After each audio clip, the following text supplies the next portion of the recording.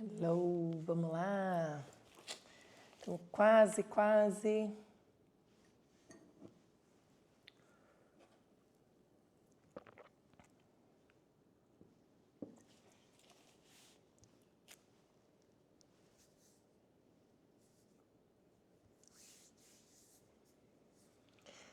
Hey sis, bom dia! Começamos mais uma live do Vida Coffee e eu estou muito feliz de estar aqui hoje com vocês.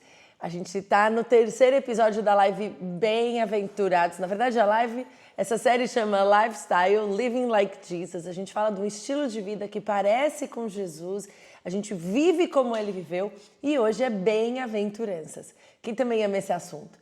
Quem gosta de falar sobre as bem-aventuranças, eu estou muito feliz porque agora a gente está no YouTube e no Instagram, então se você está por aí nessas duas plataformas agora, pode mandar para as amigas. E a gente vai continuando falando sobre o que a gente tem conversado nas últimas semanas. O primeiro que a gente falou foi que o Evangelho não é só bons conselhos, são boas novas para quê? Para a salvação. O chamado para ser discípulo não é um plano de carreira bem-sucedido. Bem-aventurados são aqueles que percebem o favor de Deus nas suas vidas. E quando a gente fala de bem-aventuranças, é um tipo de felicidade que só os discípulos de Jesus têm. Não dá para viver de outro jeito. Não é um jeito qualquer. Não é um jeito que qualquer pessoa vive. É um jeito único. Os discípulos de Jesus vivem. E eu queria começar falando sobre isso, por quê? Porque muitas vezes a gente deseja que pessoas que ainda não conhecem o Senhor vivam dessa forma. Não dá. Porque esse processo que acontece em quem já é parte do reino de Deus, acontece com aqueles que receberam. Por isso a nossa urgência de falar do amor de Cristo, de pregar o Evangelho, de colocar a mesa para que mais pessoas conheçam a Jesus. A gente quer viver a verdade, muita gente perto da gente vivendo essas bem-aventuranças, então bora fazer a nossa parte, bora colocar a mesa e permitir que muitas pessoas conheçam a Jesus e descubram a sua presença e sejam transformados nesse processo que a gente vai vendo que vai acontecendo com aqueles que são discípulos. Bem-aventurada, né? A gente até está preparando aí as nossas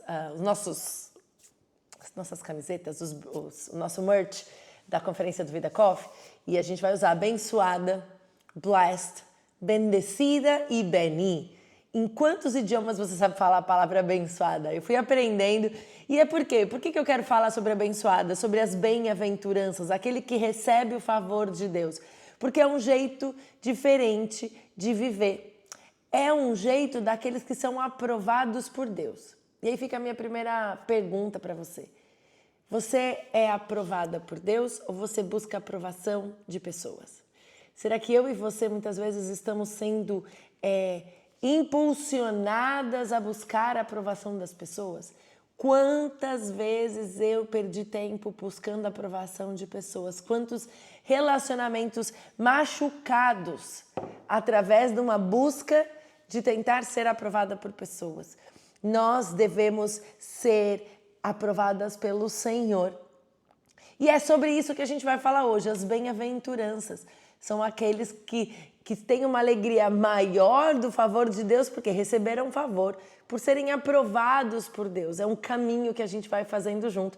E eu quero ler com vocês Mateus 5, de 3 a 12, Vamos lá. Vendo as multidões, Jesus subiu ao monte, assentou-se, seus discípulos aproximaram dele e ele começou a ensiná-los, dizendo: Bem-aventurados os pobres de espírito, pois deles é o reino dos céus. Bem-aventurados os que choram, pois serão consolados. Bem-aventurados os humildes, pois eles receberão a terra por herança. Bem-aventurados que têm fome e sede de justiça, pois serão satisfeitos. Bem-aventurados os misericordiosos, pois obterão misericórdia. Bem-aventurados os puros de coração, pois verão a Deus. Bem-aventurados os pacificadores, pois serão chamados filhos de Deus. Bem-aventurados os perseguidos por causa da justiça, pois deles é o reino dos céus. Bem-aventurados serão vocês, quando por minha causa o insultarem, os perseguirem e levantarem todo tipo de calúnia contra vocês. Alegrem-se e regozijem-se, porque grande é a sua recompensa nos céus, pois da mesma forma que perseguiram os profetas que vieram antes de vocês. Uau! É muito especial, porque como a gente já conversou nas lives anteriores, Jesus está instruindo os seus discípulos. Ele não está evangelizando aqueles que não criam. Ele está instruindo, ele está contando para os seus discípulos como as coisas funcionam no reino. Como é que as coisas funcionam nesse lugar. Esse fim de semana a gente levou o nosso filho do meio para o 2º ano de faculdade, ele vai morar num apartamento. E aí a gente estava perguntando como é que funcionam as coisas nesse novo tempo, nesse prédio, nesse apartamento, quais as regras de quem faz parte desse momento, desse lugar. E é assim que Jesus está falando. Jesus está instruindo os seus discípulos. E Jesus começa falando de características que são importantes e a gente vai ver que elas são progressivas, porque uma coisa vai puxando outra. Então, pensa que a gente está fazendo como ganchos de uma corrente. Então, é um elo com outro elo e isso vai dando consequência. E a entrada para as bem-aventuranças, o primeiro passo são os pobres de espírito. É desse jeito que entra no reino. É o reconhecimento, sabe do quê? Da nossa falência espiritual. É aquela confissão consciente. Então, é conscientemente falar, eu sou indigno diante de Deus. É a forma mais profunda de arrependimento. O que a gente percebe quando a gente está na presença de Deus? É a percepção de que a gente não tem nada. Quem já entrou na presença de Deus? Quem quando começa a orar fala, uau, eu não tenho nada. Eu sou pobre. Não tem nada que faça que Deus me ame. Eu sou um pecador. É esse o lugar do pobre de espírito. Pobre de espírito não tem nada a ver com vitimismo, não tem nada a ver com autopiedade, não tem nada a ver com ostentação de humildade, não é uma necessidade material nem financeira, não é a falta do Espírito Santo, não é falta de coragem. Pobres de espírito são aqueles que reconhecem diante de Deus a própria falência espiritual. É aquele lugar de esvaziamento de verdade, sabe? Genuíno mesmo. Eu não tenho nada. Eu me arrependo sinceramente. E eu falo, eu preciso entrar no reino. Eu não tenho o que precisa ter para entrar nesse reino. Quando eu faço esse esvaziamento, essa confissão, essa declaração, Deus, realmente eu não tenho nada, nada que importa. Nesse momento eu começo a ser cheio das virtudes que vêm de Deus. Jesus falou, bem-aventurados os pobres e de espírito, pois deles é o reino dos céus. Para a entrada nesse reino, a primeira coisa que vai na sua aplicação é uma confissão, um reconhecimento da nossa falência espiritual. Nós não somos bons, mas Ele é. Nós não somos capazes, mas Jesus já fez tudo. Então, o primeiro lugar é nos esvaziarmos. E não é um momento de oração, é realmente esse lugar de entender que para ser parte desse reino, eu preciso confessar que eu não posso. É muito contra a cultura, muito um reino de ponta cabeça, como a gente falou semana passada, porque o mundo está falando, você é bom, você é isso, você pode. E muitas vezes nós usamos essas palavras de encorajamento para os nossos irmãos, encorajamento para os nossos filhos, familiares. Eu uso muito, eu falo muito para os nossos filhos, olha, vocês são bons, vocês são terra boa, mas lembrem que vocês diante de Deus precisam se derramar para receber as virtudes dele. Não é sobre as nossas capacidades físicas, a gente vai falar sobre mais um pouco capacidades intelectuais. É pobreza de espírito, é reconhecer a nossa necessidade de um Salvador, tá bom? Pobres de espírito. Segunda coisa, bem-aventurados os que choram. Sabe quem é que chora? É quem está consequente, quem está consciente do arrependimento. O choro é a consequência do arrependimento. É o pesar pelo próprio pecado.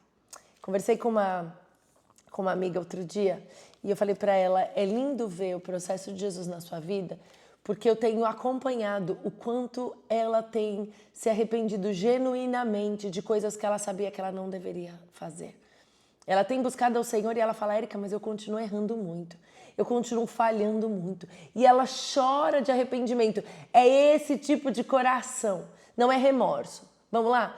A diferença de remorso e de arrependimento é, o remorso tem dor e chora as consequências do pecado. Não gosta e sofre pelas consequências do pecado. Aquele que está genuinamente arrependido chora por ter ferido o próprio Deus, por ter pecado diante de Deus. É reconhecimento do nosso pecado diante da pureza de Deus. E não só sobre si mesmo, mas é aquele que chora sobre o pecado da sua cidade. Em Mateus 23, a gente vê que Jesus está ensinando sobre isso. Nós temos que perceber a realidade de vida ou morte. Perdão e condenação está acontecendo, gente. Quando a gente analisa nós mesmos, nós analisamos o mundo, nós começamos a chorar pelos pecados, blasfêmias da nação, da cidade, do ambiente que a gente está. Aquilo não nos causa uma ira de afastamento, mas nos gera um choro como, Senhor, tem misericórdia. Nós precisamos começar a perceber se a gente tem chorado pela avareza, pela falta de verdade, pela falta de integridade, pela pouca gente que chora. Tem muito pouca gente se incomodando com o problema do outro genuinamente. E não com o problema do outro das mazelas ou das coisas difíceis que o outro está vivendo. Sobre o pecado do outro. Quando eu começo a entender isso e viver essas bem-aventuranças, bem-aventurados os que choram, pois eles serão consolados. Esse consolo é o consolo que vem do próprio Deus. É o consolo que é genuíno, daquele Deus que fala assim, vem, você está no meu reino, eu vou te consolar. Troca o pano de saco por uma veste de louvor. Aquela cinza de luto por vestes de alegria, pelo óleo da alegria. Como que ele faz isso? Ele é consolado. Sabe por que os que choram por consequência do pecado são consolados?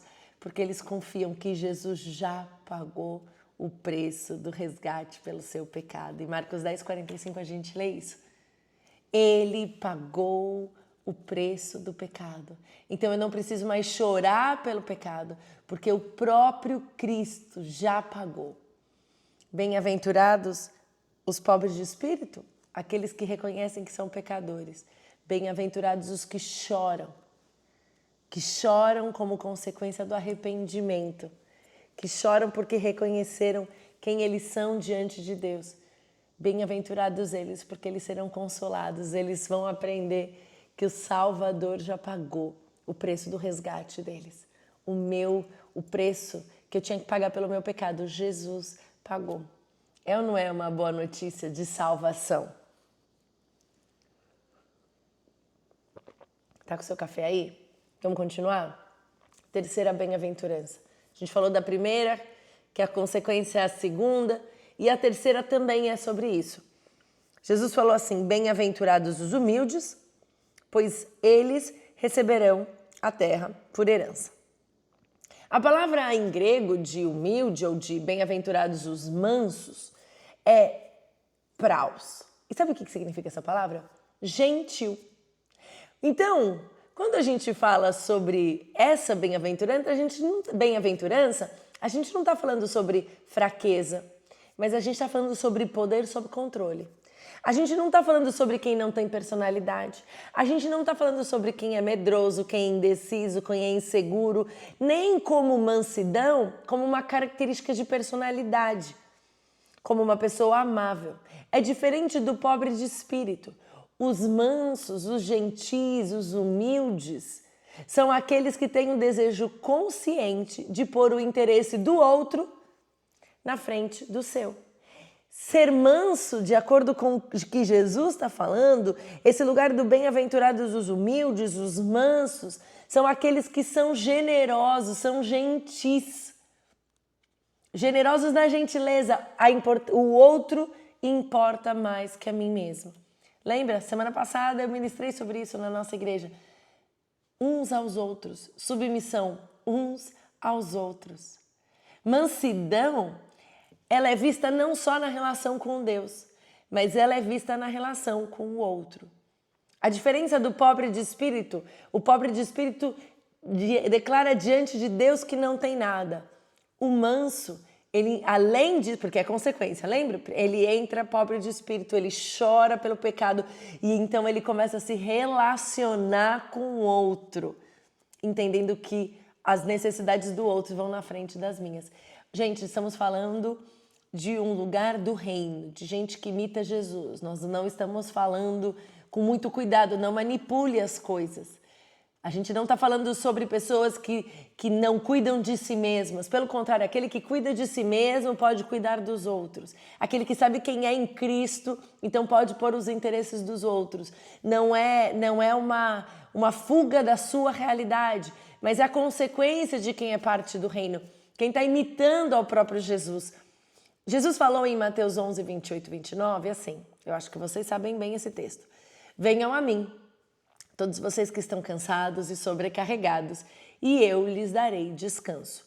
Tomem o meu jugo sobre vocês e aprendam de mim, pois sou manso e humilde de coração, e vocês acharão descanso para a sua alma. Então, o que Jesus está falando aqui? Os mansos, os humildes, os gentis enxergam a si mesmo e aos outros debaixo do domínio de Deus. Eles não têm uma opinião mais elevada de si mesmo em relação ao outro. Ele não se acha melhor que o outro. Então, por isso, ele se relaciona bem com todo mundo. Já viu isso? Pensa aí. As pessoas que se acham melhores que os outros não se dão bem com ninguém. Ah, porque eu sou melhor que você, porque eu sei mais que você, porque eu tenho mais características, eu tenho mais experiência, eu tenho mais conhecimento, eu tenho mais habilidade, eu tenho mais sabedoria. Gente, um teólogo chamado Dr. Martin Lloyd escreveu assim, eu vou ler para vocês. O homem verdadeiramente manso é aquele que se admira de que Deus e os homens possam ter uma opinião tão boa a seu respeito e tratá-lo tão bem quanto tratam. Finalmente, eu diria assim, temos de deixar tudo, nós mesmos, nossos direitos, nossa causa, todo o nosso futuro nas mãos de Deus, principalmente se estamos achando que estamos sofrendo injustamente. Os mansos são aqueles que entendem que diante de Deus, eles e os outros não tem nada que agrade. Então eu vou tratar o outro, eu vou ser manso, eu vou promover um lugar de satisfação. Porque o que Jesus está ensinando é os mansos, os humildes herdarão a terra, terão a terra, receberão a terra por herança. Só alguém que é realmente manso se sente satisfeito. E aí eu vou pegar num lugar que incomoda a gente. Seu ego não é inflado ao ponto de achar que sempre tem que ter mais. Em Cristo, o manso já tem tudo. E aí? Em Cristo, o manso já tem tudo. O manso já tem todas as coisas que ele precisa em Cristo. Porque o nosso ego vai gerando, eu preciso ter mais amigos, eu preciso fazer parte daquilo, eu preciso ter uma casa maior, eu preciso ter um carro melhor, eu preciso ter mais relevância social, eu preciso ter mais relevância nas redes sociais. O nosso ego vai crescendo. O manso, de acordo com Jesus, é aquele que sabe que em Cristo já tem tudo. Na perspectiva da eternidade, a gente pode pensar que a gente pode ser manso. Porque se permitir ser manso é saber que um dia, como diz Apocalipse 21:4, ele enxugará dos seus olhos toda a lágrima. Não haverá mais morte, nem aflição, nem choro, nem dor, pois todas as coisas antigas já passaram. Eu preciso enxergar a vida não a partir da minha vontade, mas da percepção da eternidade. Os mansos herdarão a terra. Por quê? Porque eles estão satisfeitos. Herdar a terra não é ficar rico. Herdar a terra é saber que eu estou satisfeito, plenamente satisfeito. Porque eu não preciso de nada mais em Cristo. Eu tenho tudo. A quarta bem-aventurança é aquele que tem fome e sede de justiça, pois serão satisfeitos também. Sabe o que acontece? Quando eu sou pobre de espírito, eu reconheço que eu não tenho nada. Eu começo a chorar pela consequência do meu pecado, pela consequência não, pela consciência do meu pecado, pelo arrependimento que aquilo me gera. Então, aquilo começa a gerar em mim um lugar de mansidão. Eu não sou melhor do que ninguém. E aí começa a ter o quê? Fome e sede de justiça. Por quê? Porque eu começo a buscar a justiça quando eu vou me dando conta que não é sobre mim. Eu não consigo ser justo diante de um Deus santo, diante de um Deus puro. Eu não consigo ser justo. E justificação é aquela que os nossos pecados estão perdoados. E quanto mais perdão eu recebo, mais eu desejo. Ter fome e sede de justiça não é sobre seguir regras. Ter fome e sede de justiça não é sobre fazer o que a religião diz. É sobre viver de uma forma conforme, de acordo à vontade de Deus. Porque a justiça é dele. Ele é justiça. Então, quando eu entendo isso, eu começo a perceber quem sou eu diante de um Deus santo. Eu tenho fome e sede. Ouvi o pastor Subirá falando algum tempo atrás, e ele estava falando sobre jejum e falando quanto tempo a gente demora para realmente sentir fome e sede. Demora, gente. Fome e sede eu não sei o que é. Eu nunca passei fome e nem sede. Mas fome e sede é um desejo que é maior do que você mesmo. Será que nós temos vivido essa bem-aventurança? Será que a gente tem se permitido viver fome e sede de justiça? Será que, na verdade, a gente vai passando a vida e isso não está acontecendo no nosso coração? Eu preciso ser justificada. Em Cristo eu sou justificada, os meus pecados são perdoados. Eu sou redimida, feita nova. Mas eu também, quando eu tenho fome e sede de justiça, me preocupo com a necessidade do outro, que seja pobre, que tenha necessidade, porque essa é a vontade de Deus também. Que a gente cuide daquele que está mais à mercê de situações que a gente não gostaria. A promessa e a consequência dessa bem-aventurança, a bem-aventurança para aqueles que têm fome e sede de justiça, é que eles serão satisfeitos, serão fartos, serão saciados. Quanto mais você recebe de Deus, mais você tem fome e tem sede de justiça. E aí você mais recebe de Deus e mais fome e sede de justiça. E essa busca de justiça gera a quinta bem-aventurança, que é: bem-aventurados os misericordiosos, pois obterão misericórdia. E aqui a gente vai falar de duas coisas que são diferentes: graça e misericórdia. Graça é diferente de misericórdia porque a graça é sobre aquele que não tem merecimento, né? Nós somos salvos pela graça, não é por merecimento. Mas a misericórdia responde, é a ajuda ao angustiado e o abatido. Nessa bem-aventurança, Jesus diz que a gente tem que ser misericordiosos. Nós precisamos ser compassivos, bondosos, simplesmente e principalmente para os que estão sofrendo, quem está desamparado, quem está aflito. Se a gente não for misericordioso, a gente não vai ver a misericórdia. Mas como que pode alguém que não é misericordioso receber misericórdia? Quem não é misericordioso é tão ignorante do seu próprio estado que não precisa de misericórdia, ou que acha que não precisa de misericórdia. Já viu alguém que não consegue se ver como ruim, como que a sua situação está péssima? Eu lembro que uma das nossas viagens para o Haiti, eu estava andando num lugar central da cidade e as pessoas andavam, era como um mercado, e as pessoas comiam e jogavam os lixos no chão. Só que elas estavam pisando sobre o lixo, mas elas não percebiam que elas estavam pisando sobre o lixo. Então elas estavam cantando, elas estavam rindo, mas elas estavam pisando sobre o lixo. Muitas vezes a gente não tem consciência disso. Não tem consciência do que está acontecendo. Bem-aventurados os misericordiosos, porque eles obterão misericórdia. Uma pessoa só pode ter misericórdia com o outro se ela entender que ela precisa de misericórdia. Como Deus pode ser misericordioso com essa pessoa que não está sendo misericordiosa? Não é só uma volta. Deus é misericordioso com os aflitos porque Ele nos ama. E quando a gente entende que nós não somos bons, a gente começa a ter misericórdia para o outro. De uma forma prática, outro dia alguém contou para mim uma história de uma pessoa que estava fazendo uma coisa muito difícil. Um comportamento não era adequado. E a minha primeira consciência foi, deixa eu olhar para a minha história. Eu já passei por aí. Eu sou fruto de misericórdia. Quando eu olho para situações que parecem absurdas, que parecem impossíveis, e eu falo, eu vou ajudar.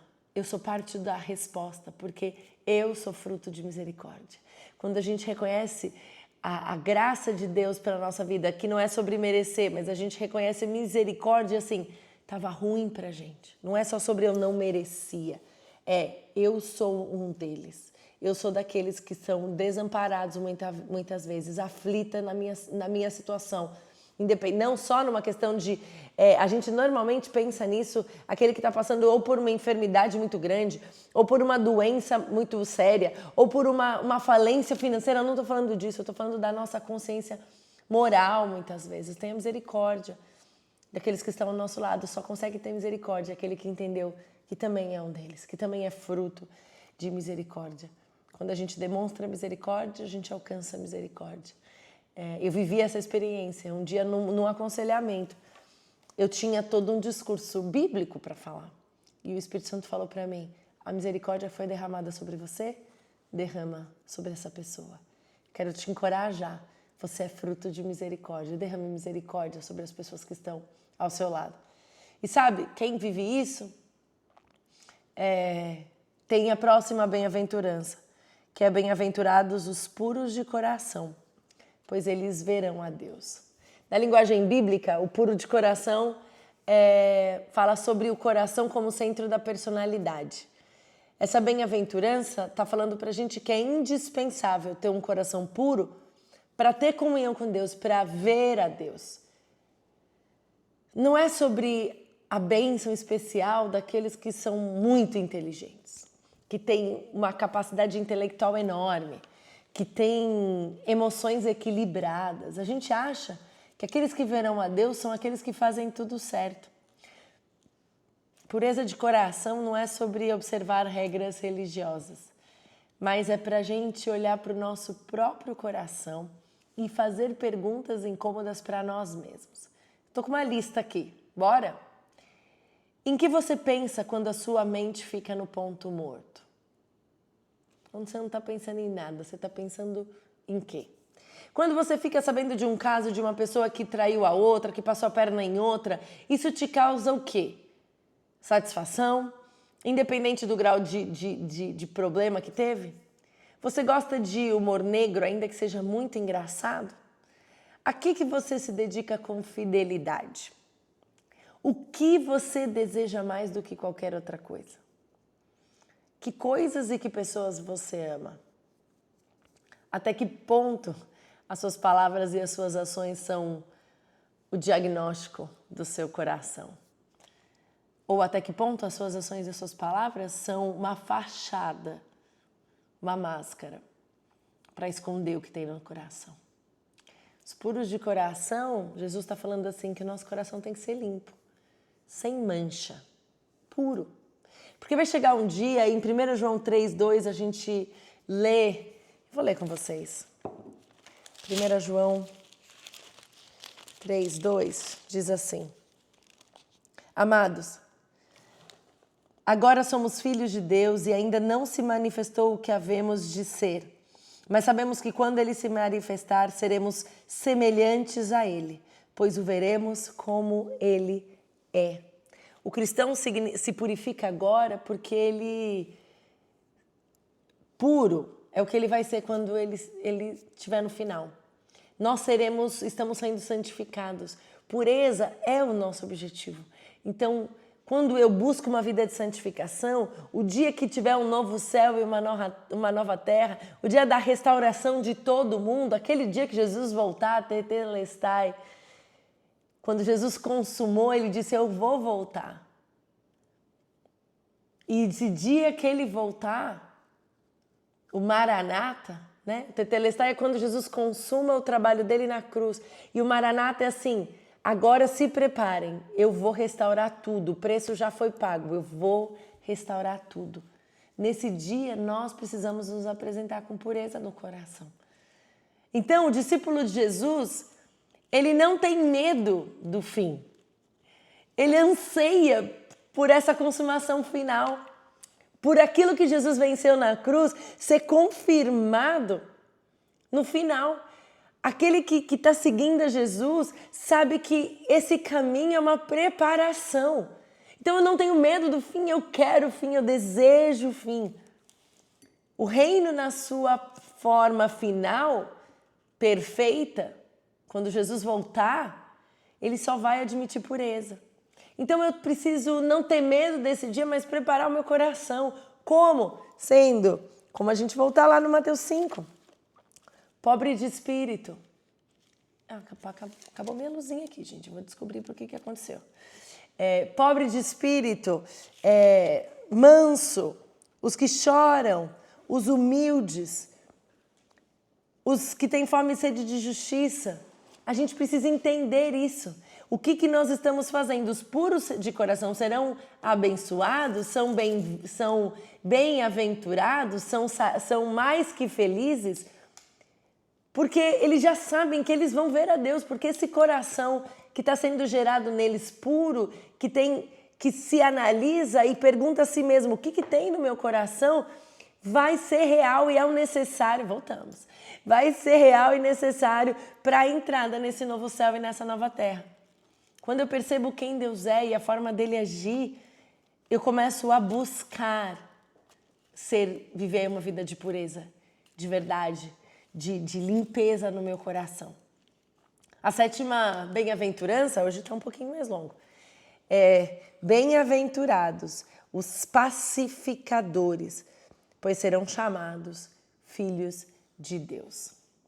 Pacificadores não são aqueles que geram, que tem uma personalidade de trazer paz. Não é aquele que é pacífico, não é aquele que deseja paz. O pacificador é aquele que estabelece a paz. Estabelece a paz. Não é sobre aquele... tem gente que fala, essa pessoa é tão boazinha, ela não fala nada. Não é sobre isso. Jesus é o príncipe da paz, né? Estamos de acordo? As boas novas de Jesus são a maior mensagem de paz. E o cristão dá testemunho e fala da sua fé. Ele é um embaixador da paz, um pacificador. Então, aquele que prega o evangelho, aquele que dá testemunho com a sua vida sobre o príncipe da paz, e quem ele é e o que ele tem feito em si mesmo, ele é aquele que traz a paz, porque as boas novas do evangelho são boas novas de paz. Quando eu tive uma experiência que eu sentei com uma senhora uma vez num restaurante, estava ela e a neta, e eu conversando sobre as coisas de Deus, e de repente ela olhou para mim e falou, minha filha, como que você sabe isso? Eu falei, é na palavra, a Bíblia me ensina isso. E eu me relaciono com Jesus, e eu sei que ele é vivo, e comecei a compartilhar com ela, e ela falou assim, mas eu quero viver isso. E aí eu perguntei se ela estava disposta, fizemos ali um momento de entrega ao Senhor. E ela aceitou Jesus.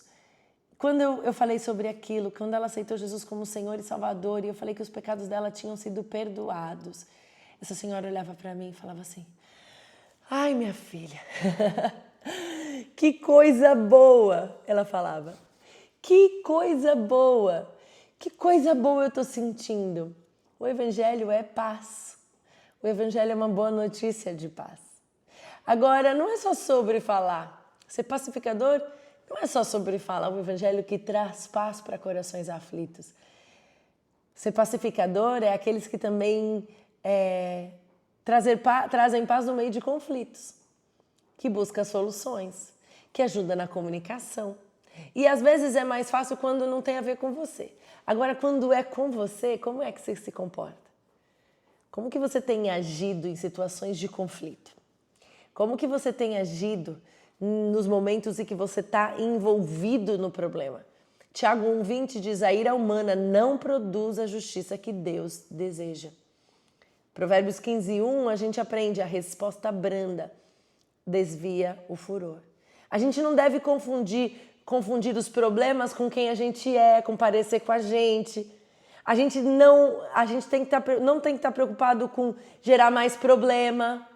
A gente tem que entender que quanto maior o problema, mais calma a gente precisa estar. Por quê? Porque a nossa paz, ela não vem da nossa capacidade intelectual de arrumar o problema. A nossa paz, a paz que a gente vai oferecer, não é sobre a nossa forma de solucionar problemas, as nossas capacidades adquiridas. A paz que a gente tem para ser o pacificador, ela vem do próprio Cristo. E esse aspecto tinha que ser normal, né? Entre os discípulos de Jesus. Mas eu vou te contar, será que é? Será que aqueles que se dizem discípulos de Jesus baixam a voz ou gritam? Será que aqueles que são discípulos de Jesus são esses já que estão vivendo? Porque o discípulo de verdade... E talvez você fala, gente, eu estou mais parecido com multidão do que com discípulo. Lembra da primeira live? Os discípulos de Jesus transbordam o que ele é. O texto diz assim, bem-aventurados os pacificadores, pois eles serão chamados filhos de Deus. Sabe o que é filho? Nessa palavra, em hebraico, esse conceito, na verdade, em hebraico, fala sobre o portador do caráter. O portador do caráter de Deus. Os filhos de Deus são os portadores de caráter de Deus. Então, os pacificadores serão chamados aqueles que têm o mesmo caráter de Deus. Olha aí. A gente não está falando, mas naquela situação não tinha. Não, nós sempre podemos escolher como Jesus escolheu. Escolha ser pacificador. Jesus está falando, esse reino é completamente de ponta cabeça. Não é do jeito que as pessoas dizem, cuidado com ser manipulado, com que a influência de pessoas. O reino de Deus é aquele em que os discípulos seguem um jeito diferente de viver. Viver como Jesus não é fazer as coisas como aquelas pessoas que hoje usam o nome de Deus se comportam. A recompensa do pacificador é que ele vai ser chamado filho de Deus. Eu quero ser chamada filha de Deus, pelo próprio Deus. Conversei com uns amigos outro dia, eu falei, eu quero ser reconhecida quando o Senhor chegar, quando eu chegar diante de Deus e ele falar, serva boa e fiel, vem minha filha, vem sentar comigo, vem tomar um café comigo. E todo mundo que vai vivendo desse jeito tão maluco, tão de ponta cabeça, começa a sofrer, sabe o quê? Perseguição. Bem-aventurados, mais que felizes são os perseguidos por causa da justiça, pois deles é o reino de Deus. Os crentes descritos aqui são aqueles que estão determinados a viver como Jesus viveu. Não está escrito, bem-aventurados os perseguidos porque são repreensíveis, ou porque falam de maneira inflamada, porque são fanáticos perturbados, ou porque defendem uma causa política. Não é isso. É bem-aventurados os que sofrem perseguição por causa da justiça. Na igreja perseguida, no mundo oriental, a gente sabe que tem muita isso. Mas talvez você esteja vivendo perseguição no seu trabalho por causa da justiça de Deus. Porque você faz de outro jeito, porque você não se comporta como todo mundo faz. Porque você não cai nas ciladas do inimigo, todo mundo faz isso no trabalho, eu vou fazer também. É normal não ir no trabalho, é normal matar as horas, é normal ter conversas paralelas nos relacionamentos. Não é. Bem-aventurados os que sofrem perseguição, por causa da justiça, pois deles é o reino de Deus. A recompensa por ser perseguido por causa da justiça é o reino. Essa bem-aventurança serve de teste para todas as outras. Porque a pessoa tem que ser pobre de espírito para entrar no reino. Mas ela vai ser perseguida por causa da justiça para entrar no reino. Então, esse caminho, ele é assustador. Nós vivemos num mundo caído. Se a gente não está sofrendo nenhum tipo de perseguição, a gente tem que perguntar se será que a gente está vivendo justiça na nossa vida. Se não tem justiça, não tem conformidade com a vontade de Deus, então não tem como entrar no reino. Se tudo na tua vida, em todos os ambientes está tudo bem, você é super bem querido em todos os lugares porque você blend, você se equipara ou faz o que todo mundo quer para ser querido, por ter a aprovação de todos e não a de Deus, você não está sendo parte do reino de Deus.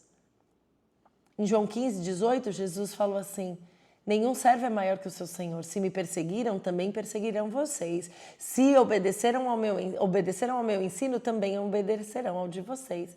Em Filipenses 1, 29, Paulo diz: porque lhes foi concedido por amor de Cristo não somente crer nele, mas também sofrer por ele. Ser parte do reino de Deus, desse reino de ponta cabeça, ser discípulo e não multidão, é uma contracultura e vai trazer sofrimento.